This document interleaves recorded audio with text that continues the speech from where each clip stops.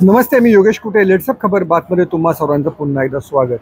राज्यातील आमदार असोत किंवा खासदार यांना सरकारी कार्यालयामध्ये कशा प्रकारची वागणूक द्यावी किंवा त्यांच्या सूचनांची कशा प्रकारे दखल घ्यावी याबाबत सरकारनं तब्बल 9 मुद्द्यांचा समावेश असलेला एक GRS आज जारी केलेला आहे. हा GRS वाचून असं वाटतं आहे की या राज्यामध्ये सामान्य जनतेपेक्षाही VIP मंडळींना म्हणजे खासदारांना चांगली वागणूक मिळणं, त्यांचा प्रोटोकॉल पाळला जाणं, त्यांनाच फक्त आदर मिळणं अशा प्रकारची व्यवस्था करायची आहे की काय असं वाटत आहे.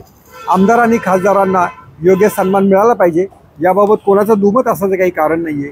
पण याच्यासोबत सामान्य माणसांना देखील आदराची, सन्मानाची आणि आपलेपणाची वागणूक द्यावी असा एका जरी ओळीचा उल्लेख असता तरी सामान्य जनतेला हायसं वाटलं असतं. पण या 9 मुद्द्यांमध्ये कोठेही सामान्य माणसाचा, मतदारांचा किंवा ज्यांच्या जीवावर ही आमदार किंवा खासदार मंडळी निवडून येतात त्यांचा विचार केलेला दिसत नाही आहे. तर या 9 मुद्द्यांमध्ये काय म्हटलेलं आहे की त्याच्यामध्ये सगळ्यात आधी महत्त्वाचा जो मुद्दा आहे की या आमदार आणि खासदारांशी दूरध्वनीवर किंवा मोबाईलवर बोलताना नेहमी आदरयुक्त भाषा आणि शिष्टाचार पाळावा असं मुद्दा क्रमांक 3 मध्ये सांगितलेलं आहे. मुद्दा क्रमांक 2 काय आहे की आमदार किंवा खासदार जर सरकारी कार्यालयामध्ये भेट देतील तेव्हा भेट देताना आणि भेट संपून बाहेर पडताना सुद्धा अधिकाऱ्यांनी त्यांना उभं राहून अभिवादन करण्याचा आदेश देण्यात आलेला आहे. पण या उभं राहण्याला एक भारी शब्द या GR मध्ये वापरलेला आहे. तो शब्द मी पहिल्यांदा वाचलेला आणि ऐकलेला आहे. तो शब्द असा आहे, विधानमंडळ / संसद सदस्य भेटावयास येतेवेळी व भेट संपून जातेवेळी अधिकाऱ्यांनी त्यांना उत्थापन देऊन अभिवादन करावे. आता उभं राहण्याला उत्थापन हा इतका अवघड आणि कोणालाही न कळणारा शब्द का वापरला याचं मला कोडं पडलेलं आहे. त्यामुळे त्या शब्दाचा अर्थ असा आहे की जेव्हा आमदार आणि खासदार मंडळी येतील आणि जातील तेव्हा संबंधित अधिकाऱ्यांनी त्यांना उभं राहून अभिवादन करायचं आहे. आणखीन एक महत्त्वाची गोष्ट आहे, त्यांचं म्हणणं काळजीपूर्वक ऐकायचं आहे. म्हणजे याचा अर्थ सरकारला असं सांगावं लागतंय. याचा अर्थ आधी आमदारांचं किंवा खासदारांचं म्हणणं जे आहे ते लक्षपूर्वक, गांभीर्यपूर्वक ऐकलं जात नव्हतं असा देखील आपण त्याचा अर्थ काढू शकतो. त्यामुळं आता या अधिकाऱ्यांनी आमदारांचं आणि खासदारांचं म्हणणं लक्षपूर्वक ऐकायचं आहे. ते जे पत्रव्यवहार करतील, ते ज्या सूचना करतील त्यासाठीचं एक वेगळं रजिस्टरच तयार करण्याच्या सूचना देण्यात आलेल्या आहे आणि त्याला डायरी डिटेल्समध्ये VIP सेक्शन ड्रॉप डाऊन असा एक नवीन सेक्शनच तयार करण्यास भाग पाडलेला आहे. म्हणजे जे लोकप्रतिनिधी काही पत्र पाठवतील तेव्हा त्याच्यामध्ये VIP सेक्शन ड्रॉप डाऊन असा एक नवीन सेक्शन तयार झालेला असेल. आणि ही जी आमदार मंडळी किंवा खासदार मंडळी पत्र देतील, सूचना करतील तर त्याबाबत जास्तीत जास्त 2 महिन्यांच्या आत नियमानुसार सत्वर कारवाई करणं अपेक्षित आहे. पण याला एक कॅव्हेट आहे, याला एक अपवाद देखील आहे की सदर निर्देश आहे 2 महिन्यामध्ये कारवाई करण्याचा, तर त्याला बदली आणि पदोन्नती यासारखे विषय याला अपवाद करण्यात आलेले आहेत. आणि तुम्हाला मी लिहून देतो, बहुतांश आमदारांची सर्वाधिक पत्र जर कोणत्या विषयावर असतील तर ती बदली संदर्भात असतील. आपापल्या मतदारसंघामध्ये ग्रामसेवक असो, तलाठी असो किंवा तहसीलदार असो, ही सगळ्या आपल्या मर्जीतील यावी यासाठी सर्वाधिक पत्रव्यवहार हा आमदार मंडळीकडनं केला जातो. हे आतापर्यंतचं उघड सत्य आहे. त्यामुळे ही जरी पत्र आमदारांनी दिली तरी त्याची दखल 2 महिन्यांच्या आत घेतलीच पाहिजे असं बंधन सरकारनं सरकारी अधिकाऱ्यांवरती लादलेलं नाही आहे. दुसरी गोष्ट अशी आहे, जर 2 महिन्यांच्या आत तुम्ही जर या पत्रांवरती कोणती कार्यवाही जर केली नाही तर त्याबाबत काय नक्की झालेलं आहे, कशामुळं कारवाई झालेली नाही आहे, तर त्याबाबतची सूचना ही त्या लोकप्रतिनिधींना कळवायची आहे. सगळ्यात महत्त्वाची जी गोष्ट आहे की या पत्रव्यवहाराचा आढावा हा दर 3 महिन्यांनी कार्यालय प्रमुखांनी घ्यायचा आहे.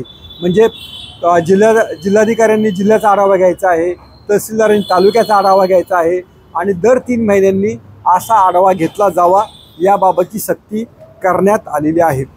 त्यानंतरचा मुद्दा जो आहे प्रोटोकॉलचा, सार्वजनिक कार्यक्रमामध्ये अनेकदा आमदारांना बसायला जागा दिल्या जात नाहीत, जिल्हा परिषद अधिकाऱ्यांना बसायला जागा दिल्या जात नाहीत. तर आता याच्यामध्ये स्पष्टपणे सूचना आहेत की मंत्री, राज्यमंत्री, त्या जिल्ह्याचे पालकमंत्री, सर्व विधान मंडळ सदस्य, खासदार, महापौर, जिल्हा परिषद सदस्य, नगराध्यक्ष, सरपंच अशा लोकप्रतिनिधींना सरकारी कार्यक्रमांचं निमंत्रण देणं सक्तीचं आहे. तसंच त्याबाबतची जी निमंत्रण पत्रिका असेल ती निमंत्रण पत्रिका त्यातली नावं ही अचूक पाहिजेत, राजशिष्टाचारानुसार म्हणजे प्रोटोकॉलनुसार पाहिजेत. त्यांची आसन व्यवस्था, आसन आणि बैठक व्यवस्था देखील राजशिष्टाचारानुसारच करायची आहे आणि त्यासाठीची खातरजमा ही निवासी उपजिल्हाधिकाऱ्यांकडनं करून घेतली पाहिजे, अशा बाबतच्या देखील सूचना आहेत. जेव्हा ही मंडळी, खासदार आणि आमदार मंडळी भेटायला येतील तेव्हा त्यांच्यासाठी खास दिवस म्हणजे दर महिन्याचा पहिला आणि तिसरा गुरुवार जो आहे तो राखून ठेवायचा आहे. 2 तासांचा वेळ हा या लोकप्रतिनिधीसाठी राखीव यापुढे ठेवण्यात येईल. आणि जरी समजा लोकप्रतिनिधी काय तातडीच्या कामासाठी आले असतील तर या लोकप्रतिनिधींना संबंधित अधिकाऱ्यांना केव्हाही भेटता येईल, अशा प्रकारचं देखील वाक्य या आदेशामध्ये आहे. सगळ्यात जे अधिवेशन जो कालावधी आहे, ज्या ठिकाणी आमदारांनी उपस्थित राहणं अपेक्षित आहे, तर या अधिवेशन काळामध्ये त्यांच्या मतदारसंघामध्ये स्थानिक पातळीवर कोणतेही महत्त्वाचे कार्यक्रम आयोजित करू नये, असा प्रकारचा देखील निर्देश देण्यात आलेले आहेत. विशेषाधिकार काही आमदारांना किंवा खासदार मंडळींना आहेत आणि या विशेषाधिकार समित्या वेळोवेळी शिफारस करत असतात. त्या शिफारशींची देखील अंमलबजावणी, त्यांचं काटेकोर पालन झालं पाहिजे. जर तसं कोणी केलं नाही तर संबंधितांवर तातडीने कारवाई करून त्याचा अहवाल देखील विधानमंडळ सचिवालयास गेला पाहिजे, अशी सूचना याच्यामध्ये आहेत.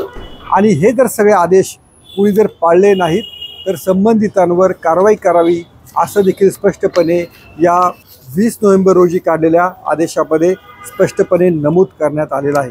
हा आदेश काढायला कोणाचा विरोध असण्याचं कारण नाही आहे, पण हे सगळं काढताना 288 आमदार, 78 विधान परिषदेचे सदस्य, जवळपास 48 खासदार मंडळी, 12 राज्यसभेचे खासदार, याशिवाय देखील या 12.5 कोटी जनतेसाठी जर काही सूचना या GRमध्ये असत्या, अधिकाऱ्यांना जनतेच्या सूचनांची, त्यांच्या उठण्या बसण्याची काय सोय आहे त्याची जर दखल घेतली गेली असती तर हा GR आणखीन परिपूर्ण आणि संयुक्त ठरला असता.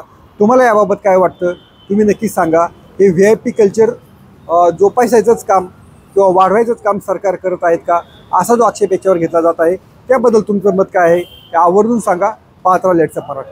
सोशल मीडियाच्या भाऊ गर्दीत विश्वासार्हतेने चकाकणारे नाव म्हणजे लेट्सअप मराठी. सगळ्यांना, सगळ्या नागरिकांना ती स्पीच, ती लेट्सअप वरील मुलाखती म्हणजे विचारांचा खजिना. त्यानंतरच्या निवडणुकीमध्ये मला सोडून गेले. बातम्या केवळ वस्तुस्थिती सांगणाऱ्या, न प्रोपगंडा, फक्त जनतेचा अजेंडा. क्योंकि आने वाला कल जाने वाला है, जाने वाला कल आने वाला है. राजकारण, मनोरंजन असो की क्रीडा क्षेत्र, महाराष्ट्राची स्पंदने संवेदनशीलतेने टिपणारे माध्यम म्हणजे लेट्सअप मराठी. जगासोबत एक पाऊल पुढे राहण्यासाठी लेट्सअपचे ॲप, सोशल मीडिया आणि वेबसाईट सोबत कनेक्टेड रहा.